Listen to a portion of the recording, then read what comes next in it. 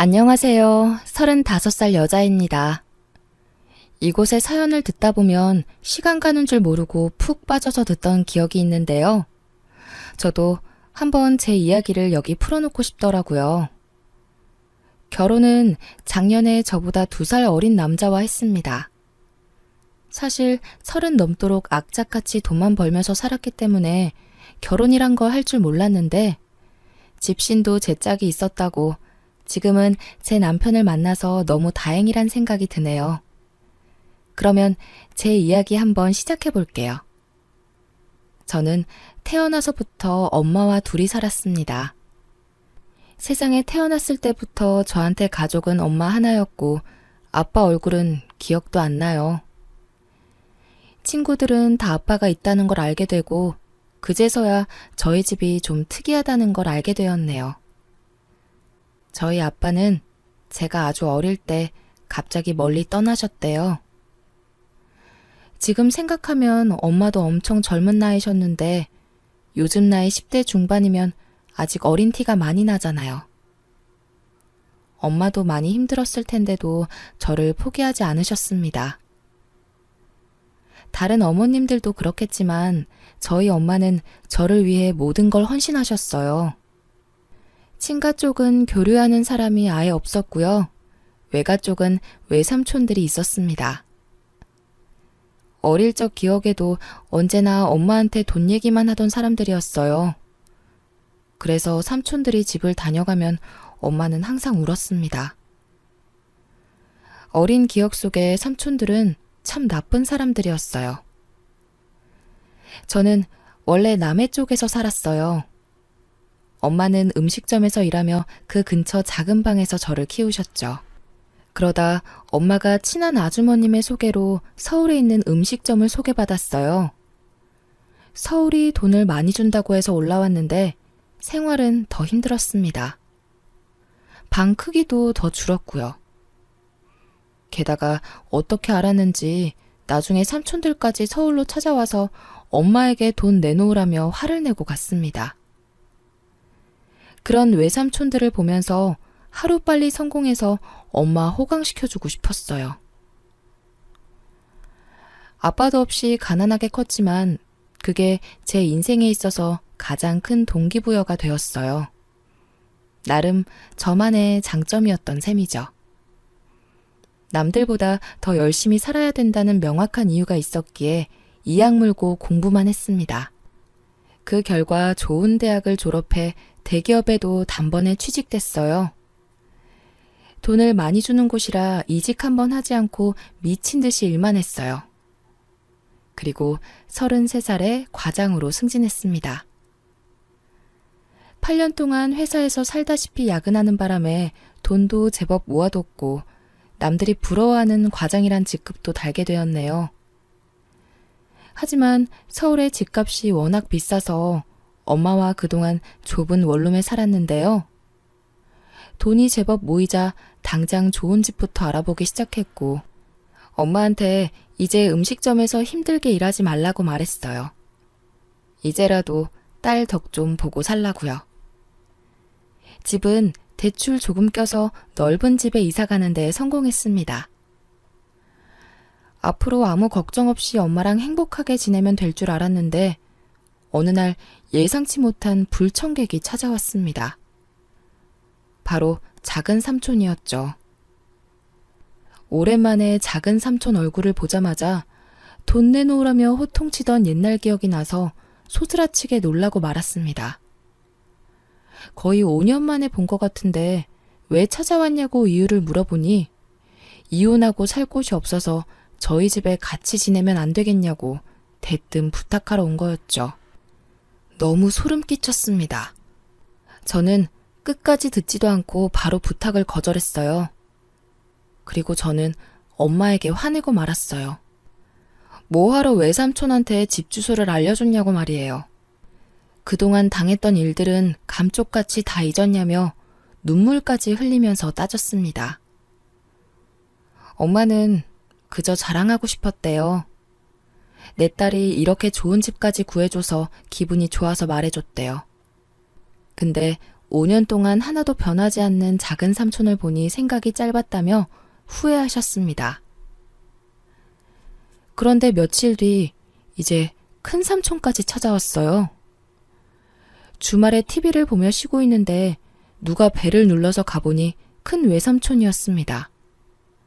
정말 기겁하는 줄 알았네요. 자세히 보니 옆에 작은 삼촌도 같이 온 것 같더라고요. 그 깡패 같은 성격 어디 안 갔는지 무례하게 복도에서 빨리 문 열라며 시끄럽게 하는 바람에 결국 열어주고 말았습니다. 큰 외삼촌은 아주 제 집처럼 거실에 들어오더니 이곳저곳을 못질하는 사람처럼 살펴보기 시작했어요. 가구는 어떻고 벽지 상태까지 일일이 다 살펴보더군요. 그러더니 자기 혼자 거실 바닥에 앉아서 저와 엄마를 불렀습니다. 그리고는 정말 충격적인 말을 내뱉더군요. 지민이 이제 성공했나 보네? 과장도 달았다며? 이 넓은 아파트에서 사는 거 보니 그 말이 진짜인가 보네. 외삼촌이 여길 왜 왔냐면 말이야. 지민이 너도 머리가 컸으니 알 거 아니야. 원래 가족끼리는 여유 있는 사람이 돈도 주고 그래야 해. 삼촌이 너 키워준 값 받으려고 이런 말 하는 거 아니다. 그런데 사람이 염치가 있으려면 받은 만큼 돌려줄 줄도 알아야 하는 거야. 이야기를 들어보니 제가 갓난아기 때 엄마가 저를 안고 친정집으로 갔다고 해요. 그때 큰 외삼촌이 받아줬고 초반에 분유값이랑 기저귀값, 이외에 필요한 돈을 지원해줬다며 엄청 강조하더라고요. 근데 그 돈을 이제 와서 달라고 찾아온 겁니다. 어이가 없었죠. 제가 그 돈 주기 싫다고 말하니 그러면 갈 곳 없는 작은 외삼촌과 당분간 같이 지내라면서 가족끼리는 서로 도와야 된다며 훈계를 하더군요. 얼마나 뻔뻔하면 저런 말을 표정 하나 안 바뀌고 내뱉을 수 있을까요? 크면서 외삼촌들이 엄마한테 돈 달라고 해서 100만 원씩 받아간 걸 수없이 봤거든요. 옆에 서 있던 엄마는 외삼촌들에게 큰 소리로 따졌습니다. 이 못된 놈들아, 그동안 너희가 나한테 뜯어간 돈이 얼만데 이제 와서 우리 딸한테 그 돈을 내놓으라고 해. 너네 진짜 천벌 받을 거야. 우리가 힘들 때 한 번 도와주지 않던 것들이 이제 와서 가족끼리 도우라고? 나로는 부족해. 왜 우리 딸한테까지 돈 달라고 명령질이야? 저희 엄마는 화에 못 이겨 눈물을 흘리고 말았습니다. 다시는 떠오르기 싫던 옛날 기억이 떠올랐습니다. 매번 엄마에게 와서 돈 이야기하고 엄마는 바보처럼 달라는 대로 다 주던 모습들 말이에요. 저도 이제 나이 30살 먹고 가만히 듣고만 있을 수는 없었습니다. 소리를 미친 듯이 지르기 시작했어요. 당장 나가라고, 안 나가면 경찰 부르겠다고 말했습니다. 그랬더니 무슨 말 같지도 않는 소리냐면서 비웃는 거예요. 화가 머리끝까지 난 저는 진짜로 경찰을 불렀습니다. 그러자 정말 10분도 지나지 않아서 경찰분들이 집에 오셨고 외삼촌은 막 소리를 지르며 가족끼리 무슨 주거 침입이냐고 소리를 치는 거예요.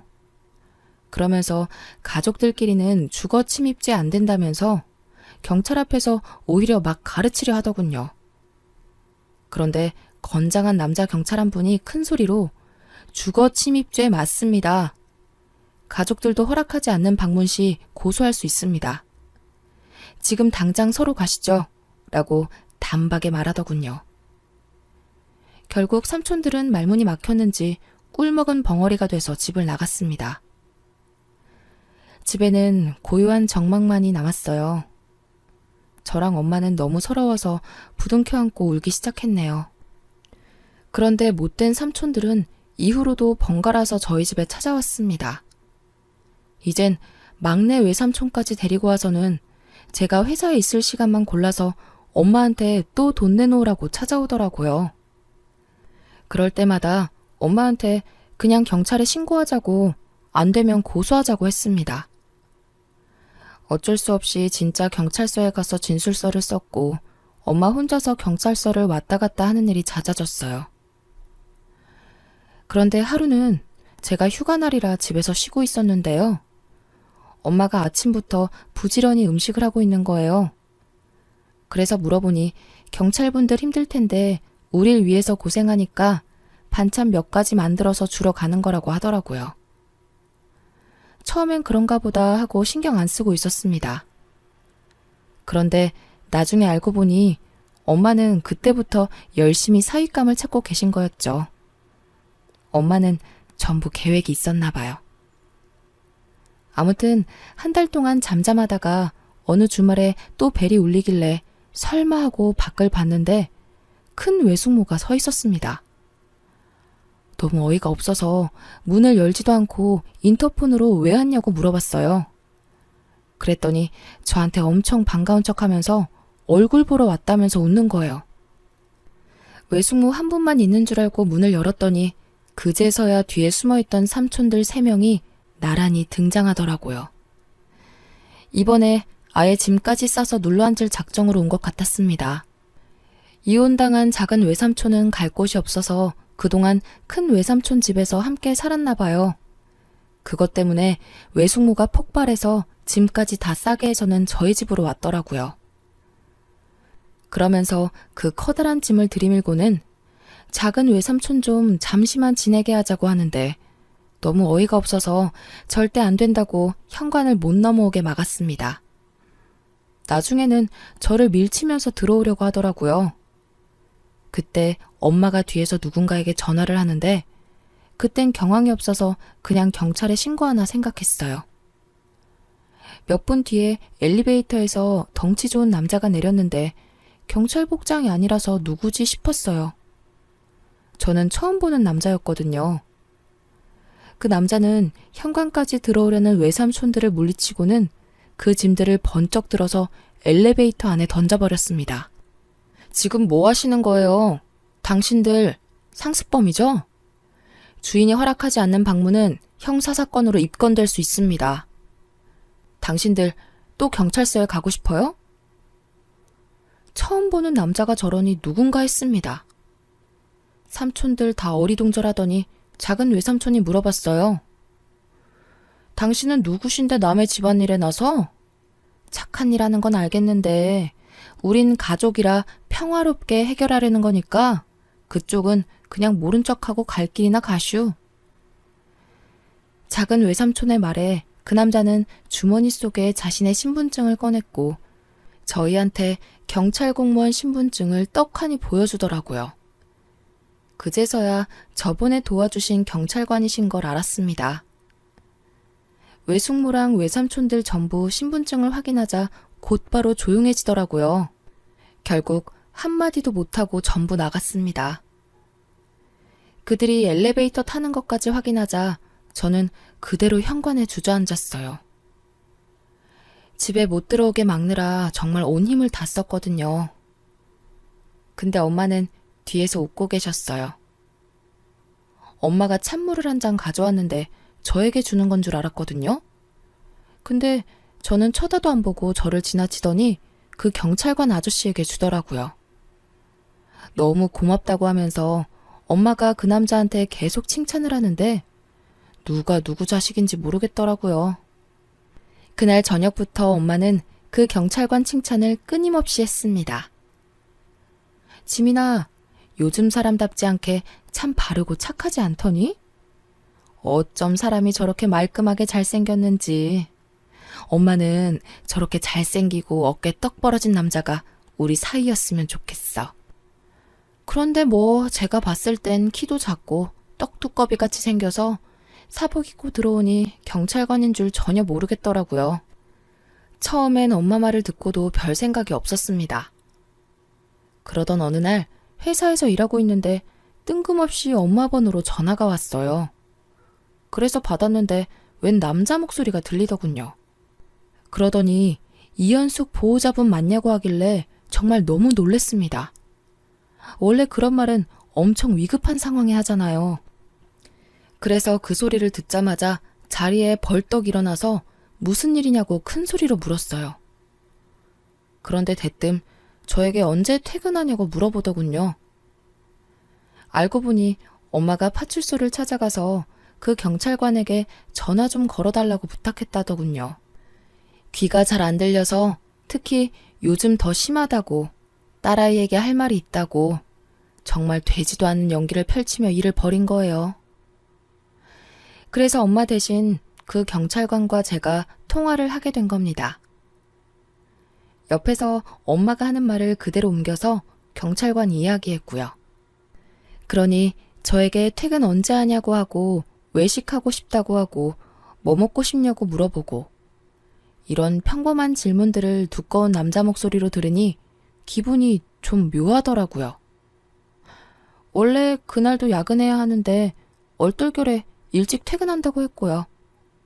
나중에 전화 끊을 때도 일찍 들어오라고 이야기를 전해주는데 기분이 참 이상했네요. 그 뒤로 몇 번 더 엄마 대신 그 경찰관과 통화를 했고 또 퇴근 시간을 묻더라고요. 그래서 모른 척하고 오늘 시간 괜찮으시면 함께 식사나 하자고 먼저 말했습니다. 그랬더니 옆에서 엄마가 손뼉 치는 소리가 크게 들리더라고요. 그렇게 식사를 같이 했고 그 뒤로도 몇 번 더 만나서 엄마랑 셋이서 외식을 했어요. 나중에는 자기가 대접하겠다고 저에게 먼저 연락하기도 했고요. 근데 언제부턴가 엄마가 입맛이 없다고 하시질 않나, 한 번은 무슨 점심을 오후 5시에 먹었다면서 배부르다고 하질 않나, 그냥 둘이서 식사하라고 약속 시간 5분 전에 갑자기 통보하시더라고요. 결국 둘이서 식사하게 되었습니다. 그렇게 자연스럽게 데이트를 하게 되었네요. 사실 그동안 연애 경험이 전혀 없었고 연애를 어떻게 하는 건지도 잘 몰라서 매번 밥만 먹고 들어왔거든요. 밥만 먹고 일찍 들어오면 엄마가 계속 저한테 화내면서 집에 꿀 발라놨냐고 속상해 하시는 거예요. 그러다 한 번은 엄마가 먼저 셋이서 밥 먹자고 저희 둘을 부르셨어요. 그때 그 경찰관 앞에서 정말 무안할 정도로 제 자랑을 심하게 하시더라고요. 식사를 마치고 돌아오는데 아파트 건물 앞에 외삼촌 둘이 기다리고 있더군요. 근데 확실히 덩치 있는 남자와 함께 걸어다니니 든든하긴 했습니다. 외삼촌들은 엄마를 보자마자 득달같이 달려왔고 대뜸 돈 이야기를 꺼내길래 제가 더 단호하게 싫다고 말했습니다. 그리고는 저도 모르게 슬쩍 경찰관 뒤로 숨었습니다. 보니까 엄마는 진작에 경찰관 뒤에 착 붙어 계시더라고요. 아니, 또 저 남자랑 있는 거야? 대체 그쪽은 누구길래 계속 붙어 있는 거야? 경찰관이면 경찰답게 국가를 위해서 일을 하라고. 그때 엄마가 본심을 드러내셨어요. 우리 사위 될 사람이다, 왜? 앞으로 모든 일은 우리 모녀한테 이야기하지 말고 여기 경찰관을 통해서 말해. 그쵸, 우리 경찰관님? 엄마는 삼촌들한테 파출소 위치까지 말해주고는 경찰관 뒤로 숨더군요. 근데 웃긴 건 떡두꺼비같이 생긴 경찰관은 대뜸 자기 지갑에서 명함을 2장 꺼내더니 외삼촌들에게 한 장씩 나눠주기 시작했어요. 다음엔 할 얘기 있으면 여기로 전화하라면서요. 그날 그 떡두꺼비 남자에게 홀딱 반해버렸습니다. 확실히 키는 좀 작지만 듬직하고 자꾸 보다 보니 성격도 좋고 사람이 서글서글한 게 참 괜찮더라고요. 나중에 알고 보니 저보다 나이가 2살이나 어렸고 정말 얼굴만 봐서는 저보다 한참 위라고 생각했는데 졸지에 연하 남자랑 결혼하게 되었습니다. 그렇게 한 달 뒤에 예비시댁에 가서 인사도 드렸어요. 다들 좋은 분이셨어요. 예비시댁은 아들만 넷이더라고요. 아버님의 유전자가 엄청 강한지 형제들 모습이 하나같이 정말 다 두꺼비같이 생겼습니다. 큰 두꺼비, 마른 두꺼비, 안경 쓴 두꺼비, 그리고 막내가 떡두꺼비였고요. 어깨가 제일 넓었어요. 저희 결혼 날짜가 잡히면서 엄마는 이제 고향으로 내려가 지내겠다고 둘이서 잘 살아라고 하시더라고요. 그때 갑자기 눈물이 났습니다. 솔직히 두꺼비 보고 그냥 결혼을 하지 말까 생각도 했어요. 근데 제 마음을 알고 있었는지 저에게 먼저 장모님과 함께 지내자고 말해주더군요. 그날 참 많이 울었습니다. 지금껏 살아오면서 제가 봐온 남자들은 외삼촌들 같이 이런 실망스러운 사람뿐이었는데 점점 잘생긴 두꺼비가 되어가는 것 같았네요. 시댁에서도 당연히 그렇게 하는 게 맞다고 지금까지 힘들게 키워주신 홀어머니를 어찌 고향에 가시게 두냐고 하시더군요. 그 이야기를 듣고 저랑 엄마가 얼싸안고 또 울었어요. 어찌 이런 훌륭한 분들을 사돈으로 만나게 되었냐고 좋아하시면서요. 그렇게 결혼식을 올렸습니다. 외삼촌들도 다 불렀어요. 저희 결혼식은 누가 봐도 신랑이 경찰관이라는 게 너무 티가 났거든요. 주례 선생님부터 사회자, 축가 모두가 경찰 간부들이 해주셨습니다. 외삼촌들도 다 봤고요. 그날 이후로 외삼촌들이 찾아오거나 연락하는 일은 단 한 번도 없었어요. 늘 저희 집엔 떡두꺼비가 있거든요.